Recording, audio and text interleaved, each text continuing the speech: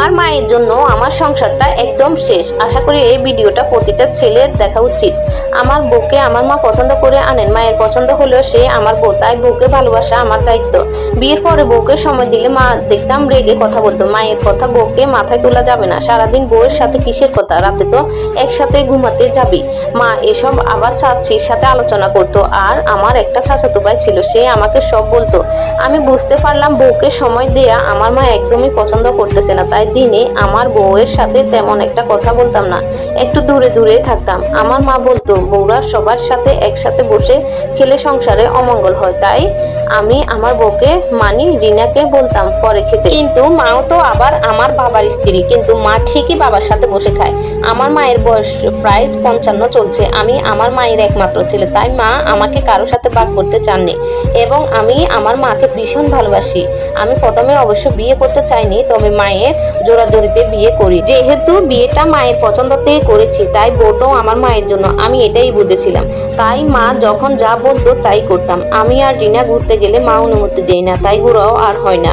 মা যা বলবে তাই হবে। তাও এরপরে হাজার হলে তো বউ, একটু তো ভালোবাসতে ইচ্ছে করে, একটু তো বউকে যত্ন করতে ইচ্ছে করে। একদিন আমার বউ আমার কাছে বায়না করে সে দই খাবে।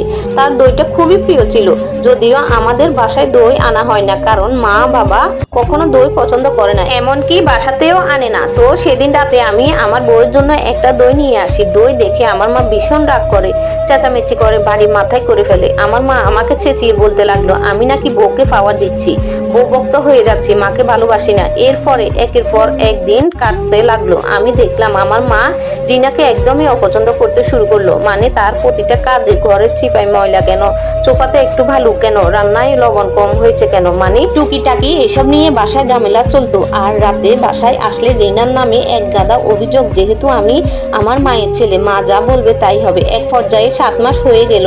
মা এক সময় বলে বসলো এই বউ আর ভালো লাগছে না, তাকে যেন আমি তালাক দিই। এর থেকেও সুন্দর মেয়ে দেখতেছে আমার জন্য, আর তার সাথে নাকি আমার বিয়ে দিবে। আমার বউ মানে রিনা দেখতে একটু শ্যামলা ছিল, তেমন একটা সুন্দর ছিল না, তাই তার প্রতি কোনো যত্ন নেওয়া হয়নি বা ভালোবাসাটাও জন্মায়নি। যাই হোক, মায়ের কথাটা রিনাকে তালাক দিয়ে দিলাম। হায় রে, তালাকের আগে রিনা অনেক কেঁদেছিল, ফাঁয়ে ধরেছিল, কারণ জানতে চেয়েছিল কি কারণে আমি তাকে তালাক দিচ্ছি। কিন্তু আমি নিজেই জানি না আমি কেন তাকে তালাক দিচ্ছি। আমার বয়স তখন 26 ছিল আর রিনার বয়স 21 ছিল।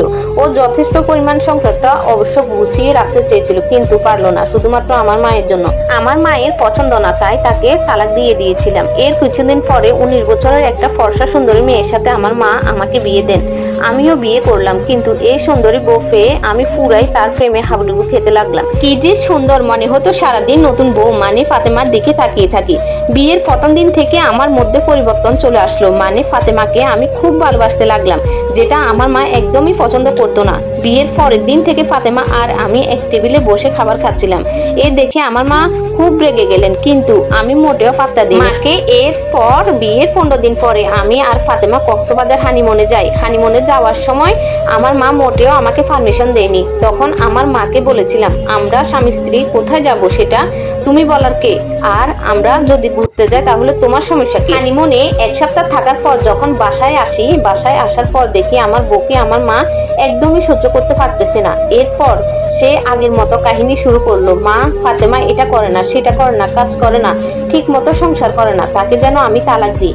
কিন্তু আমি তো আর ফাতেমাকে ছাড়তেছি না। ফাতেমা নাকি দিনের পর দিন অশান্তি করতেছে, ও নাকি ভালো না, মা চায় তালাক দিয়ে দিই। আমি আমার মায়ের একমাত্র সন্তান, তাই মা আমাকে হারাতে চায় না। আবার আমি আমার বউকে মানে ফাতেমাকেও হারাতে চাই না। সে যথেষ্ট পরিমাণের ভালো। আমি যখন মাকে কিছুতেই বুঝাতে পারলাম না, তখন আমরা আলাদা হয়ে যাই, ছোট্ট একটা সংসার করি, ছোট একটা চাকরিও শুরু করি।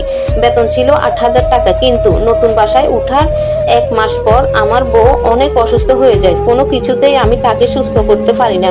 এরপর হুজুর বলল ওকে নাকি কেউ বান মেরেছে। এই কথা শোনার পর ওর বাবা মা ওকে নিয়ে যায়, সুস্থ করার চেষ্টা করে। আমার শ্বশুর বাড়িতে যেতাম, ওকে অনেক যত্ন করতাম, কিন্তু না, আমি শেষ পর্যন্ত তাকে বাঁচাতে পারিনি। 6 মাস পর আমার বউ মারা যায়। শত চেষ্টা করেও আমার বউকে বাঁচাতে পারলাম না। তবে সত্যি কি ওকে কেউ বান মেরেছিল? ওকে আমি যখন ডাক্তার দেখিয়েছিলাম, ডাক্তার আমাকে বারবার বলেছিল আমার বউয়ের শরীরে কোনো অসুখ নেই। তারপরও বুঝতে পারলাম আমার মা কখনো চায় না আমার মা ছাড়া আমি অন্য কাউকে ভালোবাসি। আমি আমার মাকেও ভালোবাসতাম, আমার বউকেও ভালোবাসতাম, কিন্তু মা চাইতো আমি শুধু তাকে ভালোবাসি এবং বউকে যেন অবহেলা করি। আমার প্রথম বউয়ের সাথে যা করেছিলাম সে শাস্তিটাই হয়তোবা আমি পেলাম। আমার এই ঘটনাটা আমার জীবনে 2 বছর আগে ঘটেছিল। আমার মা এখনো চায় আমি বিয়ে করি। আমার কেন জানি মনে হয় ফাতেমার মৃত্যুর জন্য আমার মাই দায়ী। আমার মা তো চাইতো না আমার বউকে ভালোবাসি, তাই আমি যতই বিয়ে করি আমার ভাগ আমার মা কাউকে দিবে না। এখন আমি চাই না আমার জন্য কোনো ফাতেমার মতো জীবন নষ্ট হোক। মাদের আসলে 2টা রূপ হয়, এক সন্তানের সামনে সে ফেরেশতা ও ঘরের বউয়ের সামনে সে আজরাইল। এই সত্য ঘটনাটা একটা ভাইয়ের জীবন থেকে নেওয়া।